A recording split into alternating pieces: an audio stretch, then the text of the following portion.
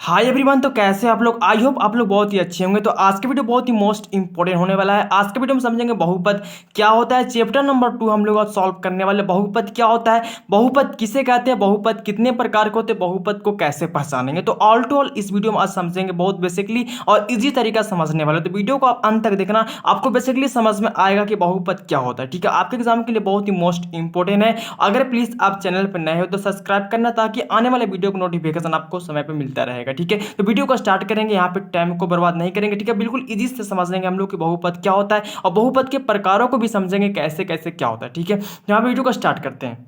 तो मैंने यहाँ पे कुछ चार्ट बनाया, जैसे कि आप देख रहे हैं कि बहुपद के मैंने दो भागों में बांटा। ठीक है, कैसे कैसे बांटा देखो। बहुपद पहले होता है क्या समझो। ठीक है, तो बहुपद हम लोग उसे कहते हैं जो क्या होता है कि बहुपद जो होता है हम लोग उसे कहते हैं जो क्या होता है चर एक्स का घात के रूप में होता है। ठीक है, जो क्या होता है आरोही क्रम में होता है। जैसे कि यहाँ पे मानो कि बहुपद जो होता है इस तरह से होता है। जैसे मानो कि अगर यहाँ पे एस स्क्वायर है तो यहाँ पे क्या हो जाएगा, आपको एक्स कम हो जाएगा, इसका पावर क्या हो जाएगा, कम हो जाएगा, और यहाँ पे कोई पावर नहीं रहेगा। मतलब देखो, दो से पावर किया एक हो गया और एक से पावर खत्म हो गया। ये मेरा क्या होगा, बहुपद का एक रूप हो गया। ठीक है, जो क्या होता है आरोही क्रम में इस तरह हम बहुपद को समझ सकते हैं कि बहुपद इस तरह होता है। ठीक है, तो आपको बहुपद यहाँ पे समझना कोई जरूरी नहीं है। और बहुपद देखो कोई बेसिकली इंपॉर्टेंट है नहीं, बिल्कुल इसको पॉइंट को समझना कि पॉइंट क्या होता है। मेन टॉपिक जो आपको एग्जाम में आता है कि बहुपद को कैसे पहचानना है, बहुपद को कौन चीज मतलब बहुपद कौन बहुपद में है, कौन एक पदी है, कौन द्विपदी है, कौन एक घाती है, कौन द्विघाती है। ठीक है, तो यहाँ पे वीडियो को आप अंत तक देखना, आपको ऑल टू ऑल समझाएंगे बिल्कुल बेसिकली और इजी तरीके से। ठीक है, तो यहाँ पे मैंने बहुपद को दो भाग में बांटा, पहला आपको चरपद और दूसरा चरपद।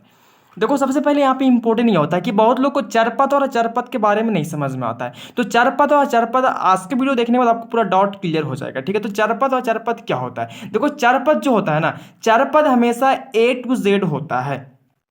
मतलब एक्स वाई जो देखो अक्सर हम लोग देखते हैं कोई भी समीकरण में हमेशा एक्स और वाई का प्रयोग बहुत ज्यादा होता है। ठीक है, तो यहाँ पे आपको चार पद जो होता है 8 से लेकर जेड तक आपको चार पद होता है। बाकी संख्या जो होती है 1 to 100 या फिर 1 to अनगिनत, कहीं और तक भी लिख सकते हो, वो क्या होता है अचर पद होता है। ठीक है, आप समझ रहे हैं यहाँ तक कि अचर पद क्या होता है, तो संख्या होता है, और चार पद क्या होता है तो अल्फाबेट मतलब ए टू जेड होता है। ठीक है, आपको यहाँ तक समझने में कोई दिक्कत नहीं होना चाहिए और नहीं होगा भी नहीं। ठीक है, क्योंकि वीडियो को आप पूरा अंत तक देखना, आपको ये तो डॉट क्लियर होने ही वाला है। ठीक है, तो यहाँ पे चरपद क्या समझ में आ गया आपको कि चरपद क्या होता है। तो देखो, चरपद अल्फाबेट होते हैं ए से लेकर जेड तक। अचरपद आपका होता है 1 to 100 या फिर आप कहीं और तक भी संख्या को गिनती को लिख सकते हो। ठीक है, तो चरपद और चरपद यहाँ तक आपको समझ में आ गया होगा। ठीक है, क्या होता है। अब देखो, यहाँ पे आपके एग्जाम में कैसे कभी कभी ऐसा पूछता है कि निम्नलिखित में कौन एक पदी है, कौन द्विपदी है और कौन त्रिपदी है। तो आप वीडियो को अंत तक देखना, आपको बेसिकली समझ में आ जाएगा। अगर प्लीज चैनल पर नए हो तो सब्सक्राइब करना, ताकि आने वाले वीडियो का नोटिफिकेशन आपको समय पे मिलता रहेगा। ठीक है, तो यहाँ पे हम लोग एक पदी बहुपद को समझेंगे। ठीक है, तो जिसका एक पद होता है, देखो यहाँ पे एक पद मतलब क्या होता है, जो दोनों क्या एक ही में मिक्स हो, मतलब सिर्फ एक ही पद होना चाहिए। ठीक है, एक पद मतलब जिसका क्या हो मात्र एक ही पद रहेगा, वो क्या होगा एक पदी बहुपद होगा। आप कैसे, तो देखो देखो यहाँ पे पावर में नहीं जाना हमको, ये घात से हमको कोई मतलब नहीं है। पावर मतलब क्या होता है घात, ये जो घात है 3 है, यहाँ पे घात है ही नहीं, यहाँ पे 4 है। देखो यहाँ पे घात से हमको कोई मतलब नहीं है, हमको एक पदी द्विपदी ये सब पहचानना है। ठीक है, तो जिसका एक पद होगा, पद मतलब जो संख्या लिखा हो, जैसे मानो कि आपको बताता हूँ एग्जाम्पल पे, पद मतलब क्या, जैसे यहाँ पे 4x हो गया।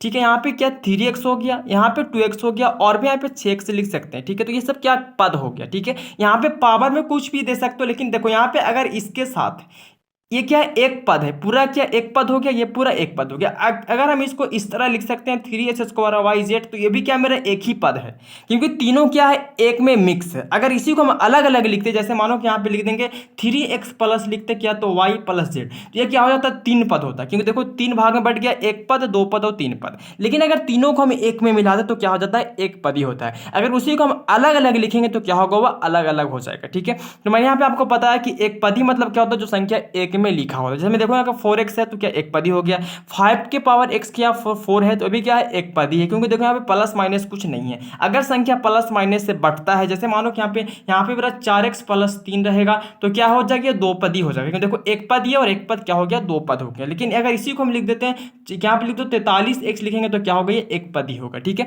अगर प्लस माइनस आकर बीच में अगर बांट देता है, अगर प्लस माइनस अगर बीच में आकर बांटता है तो वह संख्या क्या होता है पद से चेंज हो जाता है। लेकिन अगर प्लस माइनस बीच में नहीं आता है, वह संख्या सटा रहता है, तो वह संख्या क्या होता है, एक पदी होता है। ठीक है, आपको यहाँ तक कोई डाउट नहीं होना चाहिए, आपको बेसिकली समझ में आ गया होगा। ठीक है, तो आपको एक पदी समझ में आ गया। एक पदी में आपको घात से नहीं मतलब है, आपको सिर्फ पहचानना है कि वह संख्या कितने बार लिखा हुआ है। ठीक है, जैसे कि यहाँ पे प्लस अगर रहता और प्लस यहाँ पे 4x + 3 रहता तो क्या होता, दो पद होता, क्योंकि एक पद ये और एक पद ये दो पद होता। ठीक है, समझ में आपको यहाँ तक आ गया। अब हम लोग समझेंगे द्विपदी क्या होता है। तो द्विपदी बहुपद में जिसका दो पद होता है, जैसे कि आप एग्जाम्पल में देख रहे हैं कि 2x - 3, इसका एक पद ये हो गया, एक पद ये, तो दो पद हो गया। इसका एक पद ये और एक पद ये, दो पद हो गया। ठीक है, इस तरह आपको समझना बहुत ही बेसिकली इंपॉर्टेंट हो गया।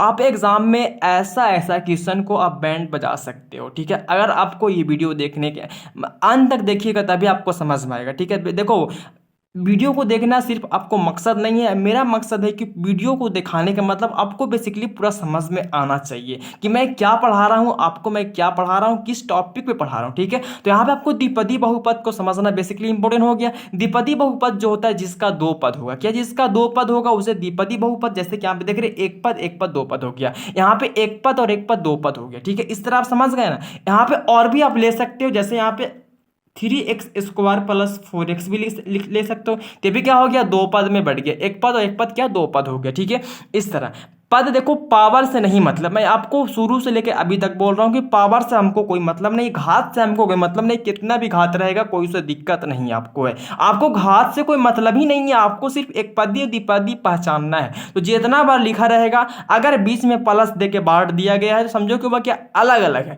अगर वो सटा रहेगा तो समझो क्या है, वो एक पदी है। जैसे कि देखो यहाँ पे अगर इसी को हम लिख देते 2 + x - 3 तो क्या तीन पद हो जाता। ठीक है, तो ये तीन पद ही होता है, लेकिन यहाँ पे 2x - 3 था, मतलब क्या एक पद ये हो गया और एक पद ये, दो पद हो गया। ठीक है,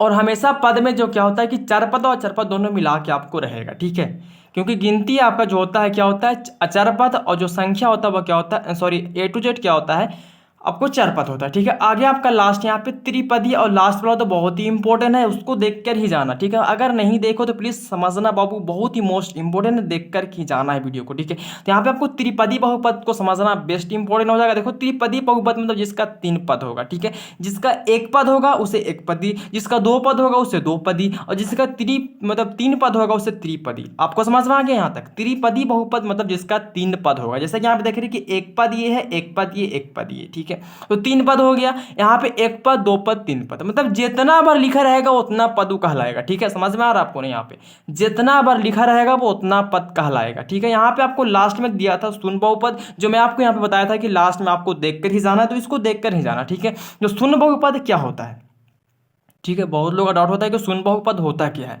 तो देखो शून्य बहुपद जिस बहुपद के सभी गुणांक शून्य हो, गुणांक मतलब उसके साइड में जो गुना हुआ है। ठीक है, गुणांक के मतलब क्या होता है, उसके साइड में जिस संख्या से गुना हुआ है। जैसे मैं अगर पूछे यहाँ पर कि x का गुणांक क्या है तो 7 है, s² का क्या है 2 है, x का क्या 5 है। इस तरह गुणांक मतलब जो उसके साइड में संख्या, उसके बगल में संख्या है, वो क्या उसका गुणांक है। ठीक है, समझ रहे हो। तो यहाँ पे देखो जिस बहुपद के सभी गुणांक शून्य होता है उसे हम लोग शून्य बहुपद भी कहते हैं। ये बहुत लोग नहीं पढ़ाते हैं बाबू, मैंने आप इसलिए लिखा और ब्लैक पेन से लिखा कि आप इस पे फोकस कर सके और आप इसको जाने कि ये होता क्या। ठीक है, तो यहाँ पे देखो जिस बहुपद के क्या होगा, गुणांक शून्य होगा। जैसे में देखो s² का जो गुणांक यहाँ पे 0 है, तो ये भी क्या शून्य है, s² का इसका भी क्या शून्य है, 2x का भी क्या है शून्य है, इसका भी क्या शून्य है, इसका भी क्या शून्य है, इसका भी क्या शून्य है। तो जिसका गुणांक शून्य होगा वो क्या होगा, शून्य बहुपद होगा। ठीक है, यहाँ तक किसी का दिक्कत नहीं होना चाहिए, एक बार और इसको रिविजन करेंगे, ये वीडियो यहीं तक रहेगा। ठीक है,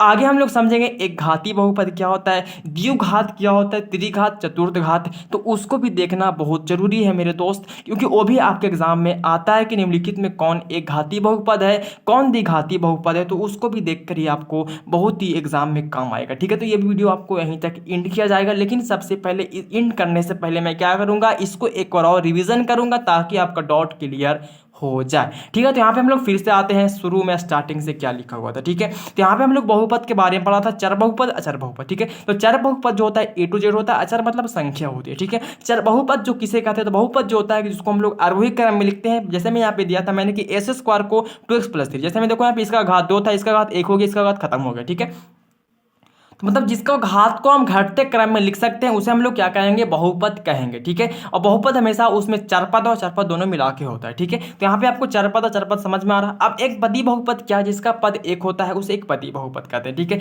अगर इसमें प्लस माइनस दे के बांट देंगे तो क्या हो जाएगा, ये अलग अलग हो जाएगा। लेकिन अलग अलग अगर करिएगा तो क्या होगा, वह एक पदी बहुपद नहीं होगा। लेकिन अगर सब संख्या सेम में है, जैसे मानो कि अब देखो बताए थे आपको कि देखो ये क्या एक पदी है, ये भी क्या एक पदी है, लेकिन अगर बीच में प्लस दे देंगे तो क्या हो जाएगा, ये दो पदी हो जाएगा। ठीक है, यहाँ तक आपको द्विपदी बहुपद क्या, जिसका दो पद होगा उसे द्विपदी बहुपद कहेंगे। जिसमें यहाँ पे लिखा हुआ एग्जांपल आप समझ सकते हो देख करके। ठीक है, यहाँ पे और भी मैं इसको डिटेल समझाया था। ठीक है, मैंने रिवीजन करवाया सिर्फ इस। त्रिपदी बहुपद क्या होता है, जिसका क्या पद तीन होगा। पद मतलब क्या, घात नहीं, पद मतलब संख्या गिनना है। ठीक है, कितने बार लिखा हुआ। ठीक है, लास्ट आपका था शून्य बहुपद, जिस बहुपद के सभी गुणांक शून्य होते हैं उसे हम लोग शून्य बहुपद कहते हैं। ठीक है, जैसे मैंने आपको एक एग्जांपल बहुत ही बेसिकली इंपॉर्टेंट तरीका से समझा चुका था। ठीक है, तो यहाँ पे आप इसको देख सकते हो, बहुत ही इजिली से समझाया हुआ। ठीक है, तो यहाँ तक आपको डाउट क्लियर हो गया होगा। अगर प्लीज चैनल पर नए हो तो सब्सक्राइब करना मेरे दोस्त, ताकि आने वाले वीडियो का नोटिफिकेशन आपको समय पर मिलता रहेगा। ठीक है, और हम लोग इस वीडियो को यहीं पर समाप्त करते हैं। अगर वीडियो लगा तो दोस्तों को शेयर भी करना है। तो फिर मिलते हैं नेक्स्ट वीडियो में, तब तक के लिए जय हिंद, जय भारत।